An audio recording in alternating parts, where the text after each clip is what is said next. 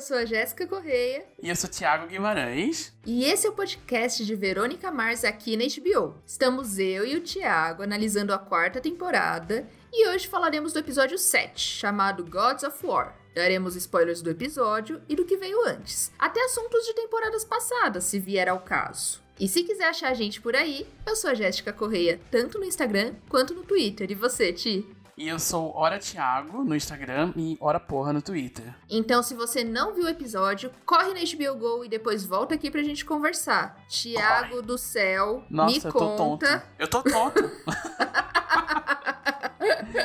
Eu tô tonto, é isso? Gente, que loucura. Não sei nem por onde começar. Também não sei. Assim, vamos começar aqui. Aquela dupla mexicana tá querendo matar, inclusive, eu e você? Não, se alguém desconfiar que foi a gente, eles vão lá, né? Que eles só vão assim, ó, mudei de ideia, é isso aqui, mudei de ideia, é isso aqui. Exato. Não, gente, que muito... loucura, gente. Gente, que assim, loucura. Essa dupla, eu gosto tanto, e eu vou falar que um dos momentos que eu acho mais engraçado é quando eles estão, sei lá, num café e eles falam, olha, aqui eles têm a comida gostosa, né? E aí é umas conversas tão de gente normal, sabe? Olha, eles usam canudinho de papel. Não, eles são demais. Eu acho que uma informação importante da gente contextualizar antes da gente chegar neles é a gente falar em que situação tá o nosso amigo Big Dick. Aqui cabe estamos. Em que cá estamos? Bom, ele ainda tá tentando comprar o hotel lá da Mary, ele tá tentando comprar todos aqueles estabelecimentos ali tudo, da praia, né? Uhum. E aí ele tá na cola da Mary, ele deu um carro pra ela. Uhum. Ele já tinha feito uma proposta antes, deu um carro pra ela, agora eu fiz, olha, toma isso aqui, seu carro, tem uma nova proposta. E tem uma situação interessante, que isso vai ser importante pra gente falar lá na frente, o Big Dick tá enrolando o Clyde. A gente descobriu nesse episódio que tá rolando a boa e velha conversinha. Nossa, ele tá, né, levando na lábia o Clyde, e eu tô muito bolada com essa história, porque assim, o Clyde, beleza, ele fez de tudo pra ficar próximo, né, do Big Dick na cadeia, só que assim, ele tá ali fazendo tudo que ele precisa, o Clyde faz. A única coisa que o Clyde queria era o terreno, né, e aí ele falou, não, eu fiz outra coisa ali, mas você me prometeu. Viu o que eu falei? Lembra do que eu falei? Que eu falei, ó, o Clyde, ele é um cara legal. Ele é. Então, verdade. eu tava imaginando que ia ter alguma coisa nesse sentido de que, a gente tá vendo aqui que o Clyde tá manipulando o Dick, que ele é o não sei o que lá. Mas na verdade o que ele queria não era nada demais, assim. O cara falou assim, ó, vou te dar um lote aqui pra você abrir sua concessionária de carro vintage. Eu achei muito engraçado essa informação. O sonho do homem hétero. E aí o cara vai lá e parece que ele tem outras prioridades, né? Não, a prioridade é ele e o ego dele, né? E essa informação é importante, A gente tem que guardar isso, porque isso vai ser chave para um momento muito importante lá na frente. Um outro momento chave também, que eu acho que é importante, quase como um prólogo aí pra gente entender algumas coisas que acontecem nesse episódio, é que o Clyde e o Evil se encontram. É a primeira vez que a gente vê uma cena dos dois interagindo juntos. E o Clyde fala pro Evil que acabou o serviço, não tem mais trabalho, acabou o freela, muito obrigado. Não vai ter mais assaltinho na aula, não vai ter mais nada. E aí o Evil, assim, ficou chocado com essa informação, porque tem muita gente precisando dessa grana. E eu fiquei assim, será que isso aí é alguma coisa que tem a ver com essa conversa do Big Dick com o Clyde? Será que o Clyde tá querendo acabar com o serviço, acabar com os trabalhos que ele faz pro Clyde? A gente vai entender melhor, qual que são as consequências disso lá na frente. A gente vai retomar esse assunto depois. Isso aqui é só o nosso prólogo, né? Porque algumas coisas vão ser... são algumas informações que a gente precisa ter em mente pra entender esse episódio direitinho, né? Porque aconteceu muita coisa nesse episódio. Nossa, foi literalmente tiro, porrada e bomba. Foi. Impressionante. Mas dessa conversa com o Clyde e com o Evil, eu acho que uma das coisas que eu mais tirei pra mim foi que você vê que o Evil, ele fala que ele tá fazendo esses assaltos porque tem famílias dependendo dele. Só que, em contrapartida, a cidade, ela perde a vida, ela perde... A irmã dele perdeu o emprego, né? Porque não tem mais hóspedes em Neptune, então não faz sentido ela trabalhar mais lá. A amiga dela foi demitida. E aí o Evil fala pra ela assim, olha, você tá assegurado não vou deixar minha família na mão. Ela, e minha amiga? Aí ele fala, ela não é família. Mas você vê como que tudo tem as suas consequências, né? E aí você vê que no momento que acaba os serviços, você vê que tá tudo destruído. E aí vai fazer o quê? Né? É um ciclo, esse ciclo terrível, né? Quer dizer, o cara tava lá tentando fazer o dele, tentando sobreviver, mas as ações dele acarretam diretamente num problema muito maior pra ele. Quer dizer, tudo se voltou pra ele. Assim, agora ele não tem dinheiro, ele não tem onde trabalhar, a família dele não tem onde trabalhar. A coisa tá difícil pra ele, de certa forma, por culpa dele. Ele colaborou com os eventos que causaram essa grande crise econômica da cidade que afeta diretamente os mais pobres. E são questões muito importantes em Veronica Mars, desde muito sempre, né? E eu acho que nessa temporada adquiriu essa camada um pouco mais profunda de entender o que causam as coisas, né? As pessoas são pobres por quê? Quem é que tá saindo bem com isso? Quem é que tá se beneficiando dessas coisas, né? Isso aqui é bom pra quem? Sim. Eu acho que ganhou uma camada mais complexa, você não achou? Eu achei, e é muito interessante porque até na conversa que o Evil tem com a Verônica, ele fala pra ela que ela tem as escolhas, né, e ele não, mas na verdade ele teve escolhas, né? É muito fácil você colocar também nas custas de você estar numa situação difícil, mas também ele recebeu uma grana, que não foi da melhor forma, mas ele recebeu uma grana pra viver bem, de forma lícita, como ele estava vivendo anteriormente, só que o crime puxou ele de volta e ele cedeu, né? Aí eu acho que é tudo muito complexo, eu acho. Eu acho que tudo tem, todo mundo tem seus motivos aí pra desconfiar do outro, todo mundo tem seus motivos pra tomar suas decisões ruins, e tem uma série, é tudo com muita nuance. Eu gosto muito disso, porque nunca tem uma resposta certa. Diz assim, o Evil fez isso porque, ele não presta. E o cara faz isso porque, ele não presta mesmo. Ele é isso aqui mesmo. Não, assim, ele tem uma série de questões. Tem pontos cegos que você tem, assim, quer dizer, o Evil não tinha como prever que essa solução que ele imaginou aí pra vida dele, de arrumar esse trabalho aí pro Clyde, de fazer uma... Tipo, ele não tinha como prever que isso ia causar uma grande crise econômica que ia acabar com o emprego de todo mundo e forçar todo mundo a viver do crime, né? Porque a real é que é isso que provavelmente vai acontecer com essas pessoas. Sim. As pessoas que não têm emprego, elas vão sobreviver como? Provavelmente elas vão precisar recorrer ao crime de novo. Então é um grande ciclo vicioso que se retroalimenta, e uma cidade que tá meio que degenerada, né? Isso vem sendo falado desde o começo da temporada, acho que com mais força ainda do que nas temporadas anteriores, de que essa cidade, ela tá estragada. Essa cidade não tem futuro. E inclusive quando nasquelas reuniões da cidade, o Big Dick fala que quer fazer a cidade melhor de volta, só que ele tá levando a cidade pro buraco, porque ele quer fazer tudo da forma dele. Então você vê que não necessariamente tem alguém se importando com o Neptune, né? Tá pensando no próprio, né? Se eu vou ganhar dinheiro com isso, se eu vou virar um grande magnata. Então eu acho que a cidade acabou ficando pra trás, né? De acordo com as ambições de cada personagem. E quem sofre nesse esquema todo são sempre as pessoas mais pobres. Que é isso que a série, eu tô vendo que a série tá indo muito por aí. E tô achando isso muito bom. O mais engraçado, eu acho que dessa história toda é o Pen, que a gente descobre quem é ele antes de ser o entregador de pizza, né? É verdade, rola essa backstory aí. Ele foi morar em Neptune, ele foi estudar na Hearst, né, na faculdade. A faculdade onde a Verônica estudou, inclusive. Isso. E aí ele tinha um grupo de paintball, que aí ele era mega competitivo, e aí ele atirou num cara no olho. E aí o cara ficou cego de um olho. Nossa, que história bacana, né? Ai, que legal! E aí, a partir disso, obviamente, deu um chabu gigantesco, ele não conseguiu mais, ele não estudou mais, ele não conseguiu tanto emprego, e aí ele decaiu pra trabalhar como entregador de pizza, né? E morar com a avó, né? Isso, morar com a avó, que deixou a casa que ele mora hoje, foi a avó que deixou pra ele. E é muito doido pensar, porque a gente nunca imagina da onde que veio a pessoa simplesmente trabalhar como entregador de pizza, né? Né? Não, e ele é o entregador de pizza, né? Pen the Pizza Guy. E essa história surge num momento específico nesse episódio como um reforço de uma teoria de que o Pen é um sociopata. Isso. Então vai começando a surgir algumas informações que vão corroborando uma teoria de que o Pen é um sociopata. Mas eu queria falar, antes de falar do Pen, a gente vai falar muito do Pen aqui, porque ele é talvez é o episódio do Pen, né? Talvez é o personagem mais importante desse episódio. Mas antes de falar dele, eu quero relembrar aqui que a Verônica tá no rastro dos mexicanos. Sim. A Verônica tá no rastro dos mexicanos. Ela não sabe ainda, né? Mas a Verônica e o Keith vão na polícia contar o que elas descobriram sobre a relação do Daniel Maluf e os mexicanos, de que o Daniel Maluf contratou os mexicanos pra fazer alguma coisa, provavelmente pra matar alguém, porque eles acharam os documentos, acharam a história toda.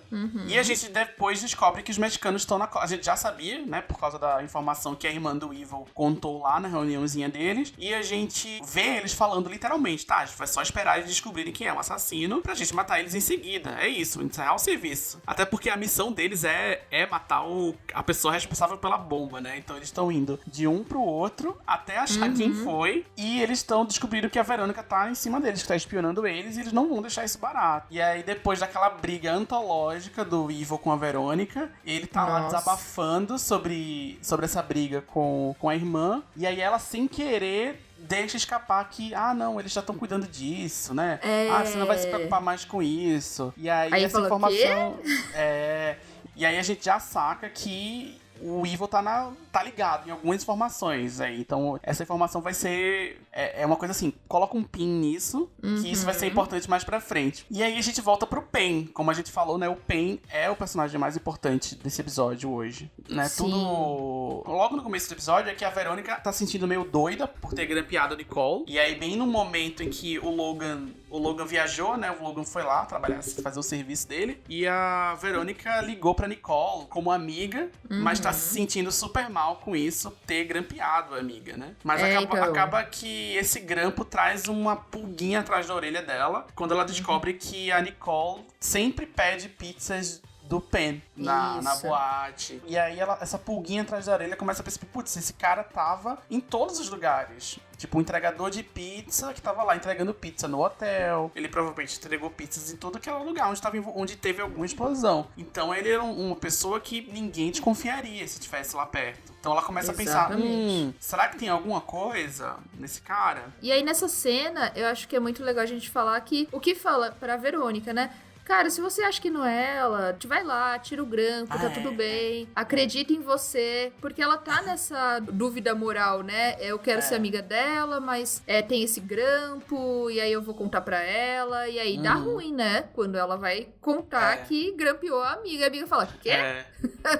Não, eu amo, que é uma coisa muito clássica de seriado, né? De qualquer seriado. Tem aquela coisa de você mentir pra alguém. E aí você tá lá, tem uma mentira, e aí quando a mentira surge, aí, nossa, vira um grande drama, né? Um drama, né? Essa é a grande questão esse é o grande drama e tal, elas brigam, uma briga feia, a Nicole fica super ofendida, e todo aquele bafafá lá que a gente já imaginava que ia acontecer, porém, ela não tá limpa de suspeita ainda, na verdade. Eu fiquei pensando nisso, assim, tá bom. A Verônica acha do coração dela que ela é inocente, mas... Sim, mas não pode também descartar, né? Uma informação importante que surgiu aí é a história dos pregos. Verdade. A história dos pregos aí é que vai trazer mais um elemento pra essa história do Pen. A Verônica vê esse quadro e acha um preguinho no quadro. Ela fala, putz, esse preguinho aqui é o mesmo preguinho das bombas. E ela vai guardando assim, mais uma pulga atrás da orelha, ela vai atrás do Leo e descobre que o prego, ele tava em todas as bombas, menos na bomba do Sea Sprite e a bomba do Perry Walsh. Isso. A grande teoria da Verônica, a partir desse momento, é que o Pen foi atingido pelo prego na explosão, porque ele tava no hotel. Ele achou que esse prego era um estilhaço da bomba. E ela acha que foi ele que fez as outras bombas depois da do Perry Walsh. A bomba do jogo de vôlei, a bomba do cara da praia, a bomba da boate. E que ele, por ter sido atingido por esse prego que não era da bomba, mas que ele achou que era da bomba, ele decidiu copiar nas bombas que ele fez. Isso. Então ele entendeu errado a história lá do prego e ele fez uma bomba pra tentar imitar. O motivo disso, eles até falam, putz, eu não sei se ele tem motivo. Algumas outras informações circunstanciais que vão surgir nesse episódio que corroboram essa teoria de que o Pen é um sociopata. E aí a polícia compra a teoria da Verônica e do Keith. E aí tem um desenrolar nessa história que é o tal do poema. Isso. Tem esse cara, esse suposto criminoso, uma pessoa que assumiu a autoria, tá mandando cartas anônimas pra imprensa, tá mandando carta pra polícia, e mandou um poema ameaçando uma bomba daqui a um dia, né? Pro dia seguinte ou é pra 2 dias, alguma coisa assim. 72 horas. 72 horas. Que bom que você tem essa informação exata. E essa informação vai pra polícia, então cria-se um clima de urgência maior ainda Sim, pra prender esse cara. E exato. como todo mundo acreditou que é o Penn, tá todo mundo no barco da Verônica, então ele fala, bom, vamos atrás desse cara, né? Vamos atrás, vamos lá na casa dele, Interrogar vamos bater o na Penn, casa né? dele. E aí é isso, assim, vai aparecendo um monte de informação que começa a fazer sentido. Você, tipo, a gente começa a acreditar. Putz, será que é o Penn mesmo? Você acreditou? Você tá comprando Não. que é o Penn? Não, né? Porque Não tá muito tô. prontinho, né? Você vai ver assim, Tá. a nossa história tá muito prontinha pra ser o Penn. A polícia então. vai lá e encontra o tutorial da bomba. Mas aí até ele fala, né, que quando a polícia vai e invade a casa dele, procura provas, encontra, né, essas imagens de tutorial de bomba, só que ele e os Murderheads, ele mesmo fala, né, que os Murderheads, eles pesquisam e tem tudo em casa. E eu acho que faz sentido. Eu acho que ele pode ter plantado coisas, mas eu não sei se é ele não, cara. Eu não, E não todas compro essas essa informações ideia. que vão surgindo, que vão corroborando essa grande teoria, elas são muito circunstanciais.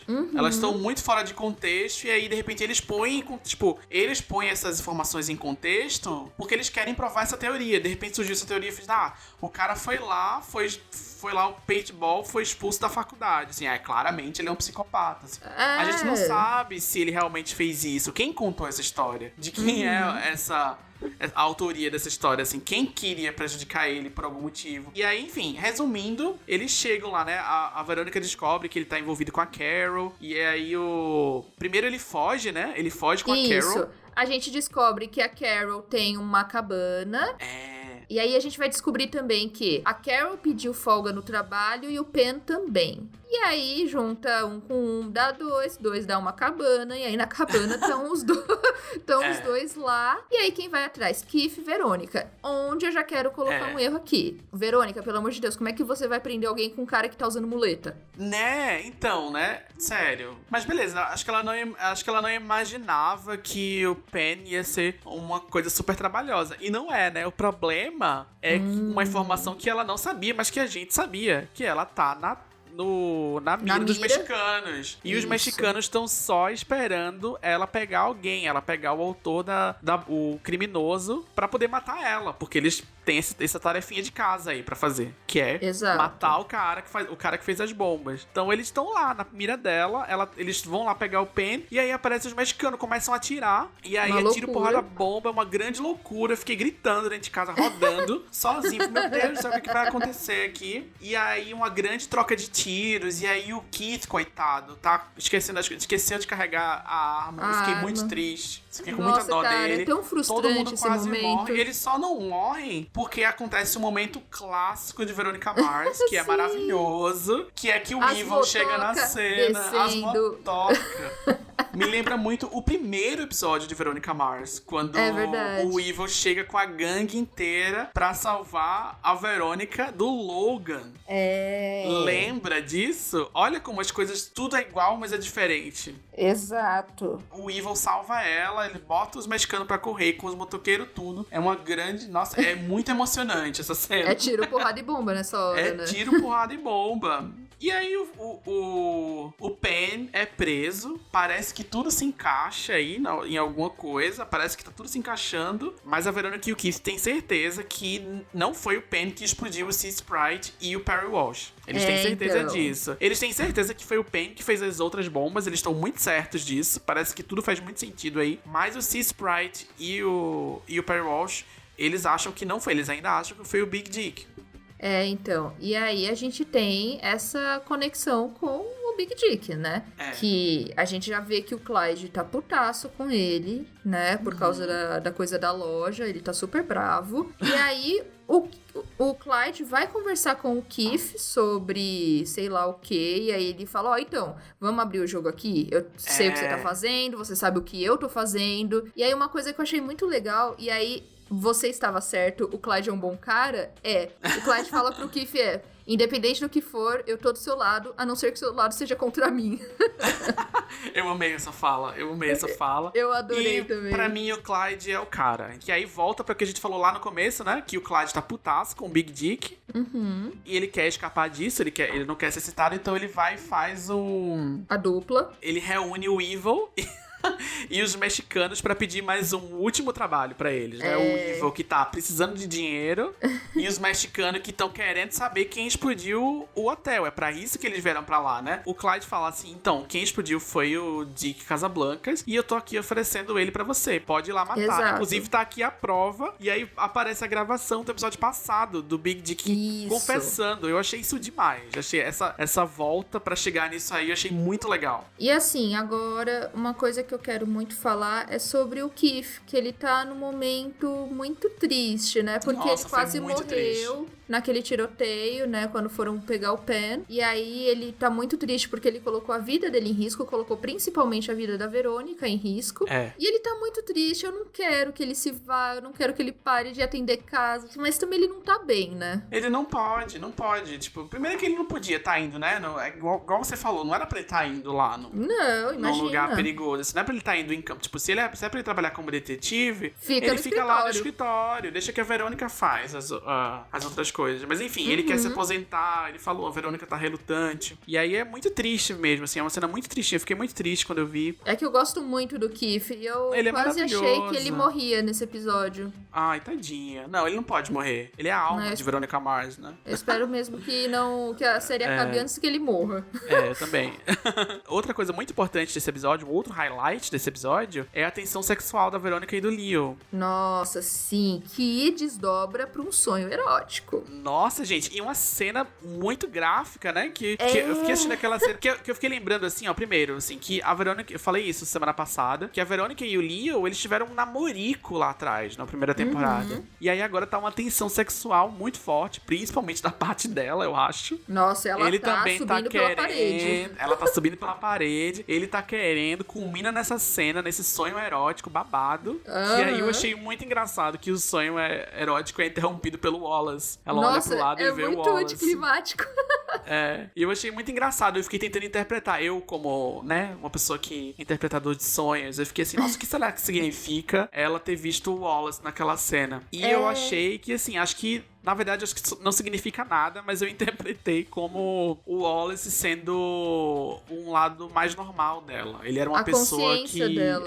Uma consciência mesmo, exatamente. E aí eu acho que fica aqui aquela consciência, assim, meu Deus, o que é que eu estou fazendo com a minha vida? Olha a minha vida, que loucura que ela tá. Então, eu acho que a Verônica, nessa cena, ela tá no ápice do descontentamento, do desespero dela com o relacionamento, com as decisões da vida dela. E aí ela agradece que foi só um sonho, que ela não fez isso na vida real, né? E ela fala isso, né, no voice-over.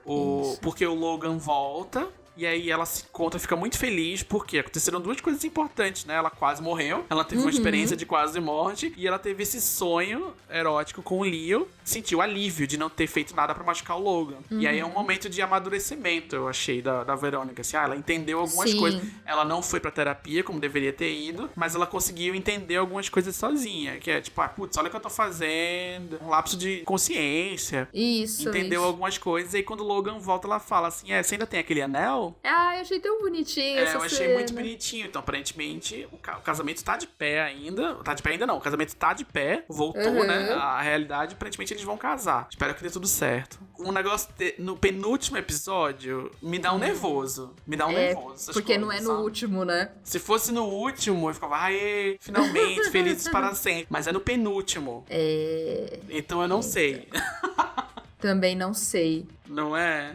Eu fiquei muito desconfiado. Muito desconfiado. Mas essa temporada eu achei muito legal, assim, no geral, porque mostra uma Verônica muito condizente com quem ela era na adolescência, né? E com os traumas que ela carrega na vida. Acho que muito real, né? Muito real. Ela é muito real. Eu acho que é muito assim, cara, não tem como você viver essa vida que ela viveu, ter passado pelos traumas que ela viveu e simplesmente ser um adulto funcional. Sim, lógico. Aos 30 anos, assim, eu sou um adulto perfeitamente funcional, minha vida funciona perfeitamente, eu lido com as minhas emoções de forma extremamente madura. Quem que é assim, gente? Ninguém, cara.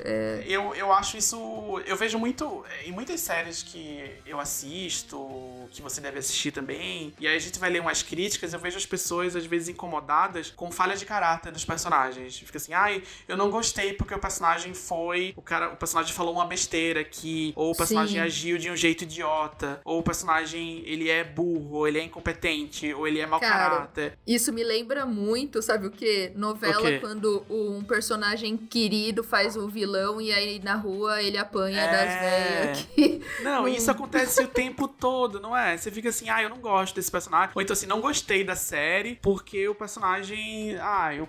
Só porque é o protagonista tem que ser sempre essa figura heróica e exemplar. E tipo, a vida não é assim, né? As pessoas cometem erros, as pessoas são egoístas, as pessoas são um monte de coisa. É tudo muito complexo. Não é fácil, assim. A Verônica é uma, entre aspas, é uma heroína feminista. E aí, onde já se viu isso? Ela fazer isso, ela tratar o namorado desse jeito, ou ela tratar outras mulheres do jeito X. A gente tem que mostrar que as pessoas são suscetíveis a erros e a falhas de caráter, né? Você acha que todo mundo, você acha que a gente é assim também, tudo bonitinho, o tempo todo desconstruída? É lógico, ninguém, cara. E é muito. E isso que você falou de ser feminista e cometer vários erros, eu acho que é algo que todo mundo deveria entender. Gente, a gente defender uma bandeira, defender direitos iguais, equidade, não quer dizer que a gente é perfeito, que a gente nunca errou e que a gente nunca vai errar. E que a gente vai continuar perpetuando algumas coisas de uma sociedade machista. Aquele ciúme que ela gera no Logan é de uma sociedade machista. Entendeu? Então, assim. É destrutivo. Isso. É errado em vários níveis, mas não quer dizer que não é incoerente, né? Exato. É coerente, porque é isso, ó, ela tem uma série de problemas dessa personagem. Não tem como ela simplesmente se resolver em relação a isso de uma hora pra outra, sem um processo de terapia, que é a bandeira que eu acho que a gente vai defender aqui, né? Numa futura possível 5ª temporada de Veronica Mars, se existir, a gente quer que a Verônica faça terapia e que o voice-over da série seja ela na terapia. Sabe o que ia ser legal? Tipo um Sopranos, sabe?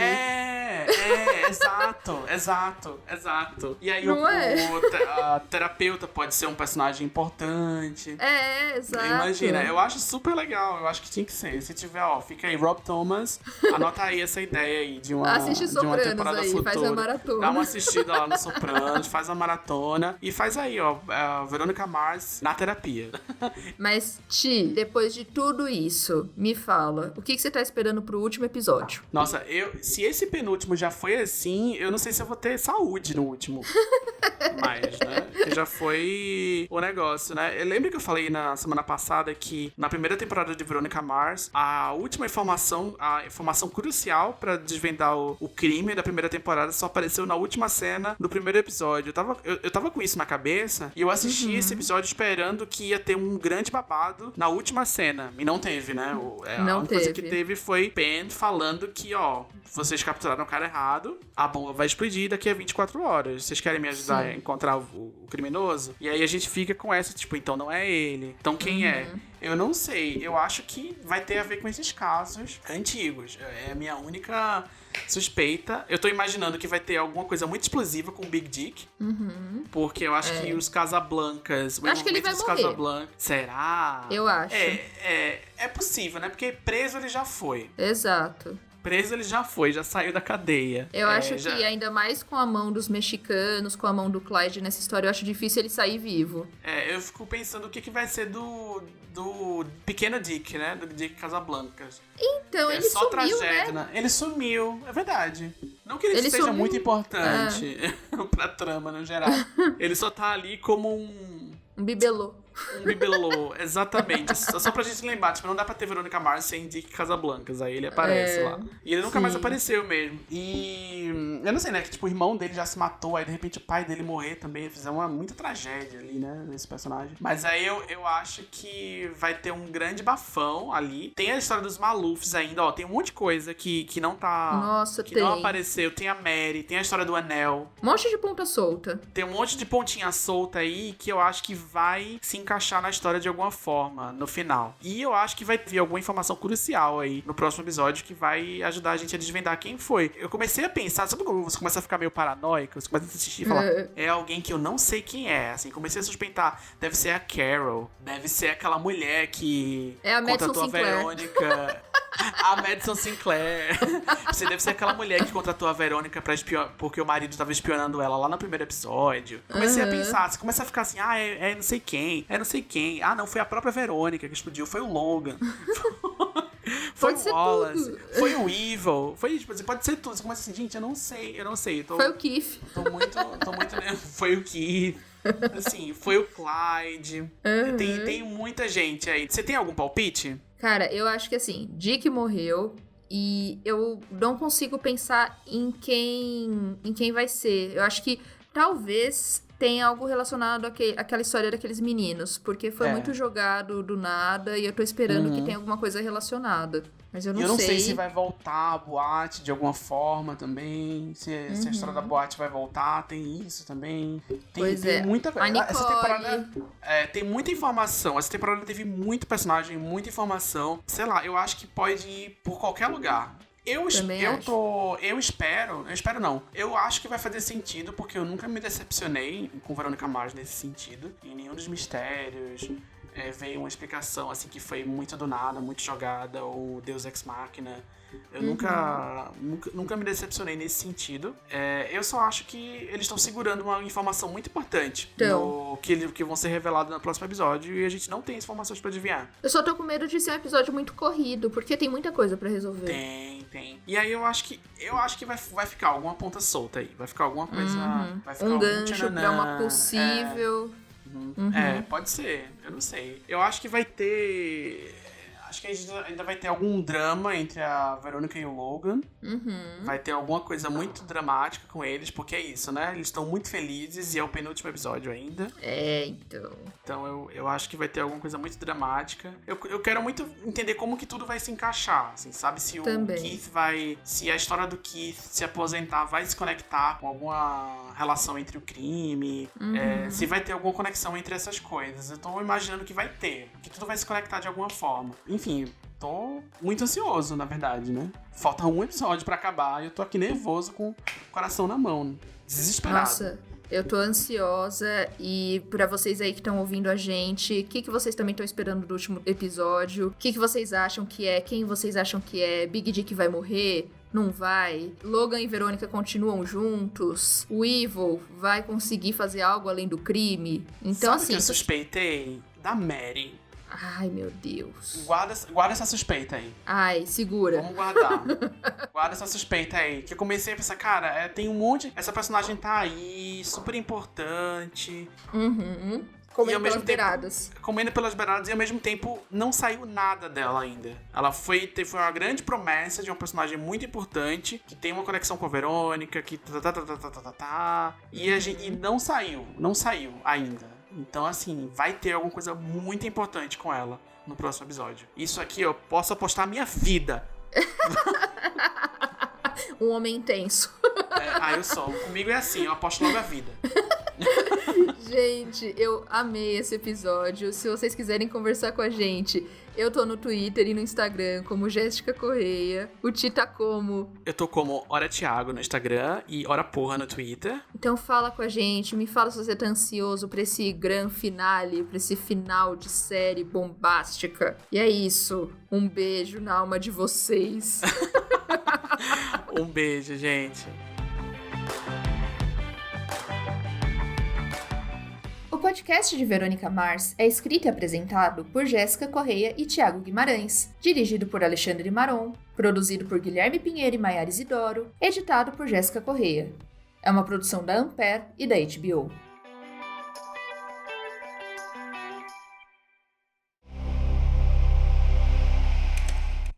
Ampere.